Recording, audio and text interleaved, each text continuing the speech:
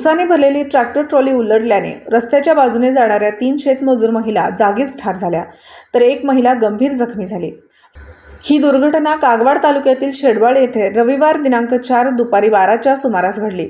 चंपा लाखाप्पा ताळकट्टी वय वर्ष 42, भारती वड्राळे वय वर्ष 38, मालू रावसाहेब ऐनापुरे वय वर्ष 53, तिघीही राहणार शेडवाड अशी मृतांची नावे आहेत।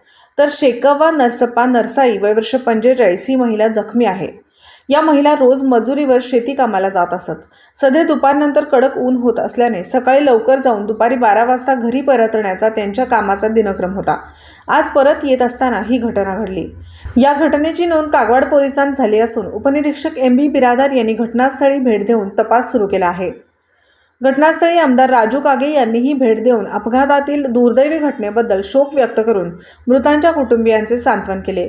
केंद्र सरकारकडून प्रत्येक कुटुंबियास तातडीने म्हणून 2 लाख रुपये देण्याचे जाहीर करण्यात आले आहे। शिरगुप्पी कागवाड तालुक्यामध्ये 15 ते 20 सहकारी साखर कारखाने आहेत। प्रत्येक ट्रॅक्टर व ट्रॉलीची RTO कडून चेकिंग होणे गरजेचे असताना विना पासिंगच्या गाड्या ऊस वाहतुकीसाठी फिरत आहेत।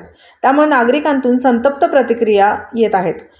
लोकसंदेश न्यूजशी नागरिकांनी संवाद साधताना म्हणाले की सर्व ट्रॅक्टर ट्रॉलीचे कोणतेही RTO पासिंग झालेले नाही, त्यामुळे अशा घटना घडत आहेत। प्रमाणापेक्षा जास्त लोड टाकल्यामुळे अशा घटना घडतात। यासाठी संबंधित परिसरातील सर्व साखर कारखान्यांनी याच्यावर त्वरित उपाय करून लोकांचे प्राण वाचवावेत अशी मागणी आता नागरिकांतून होत आहे। दिवसभरातील घडामोडींचा आढावा घेण्यासाठी पाहत रहा N24 मराठी न्यूज।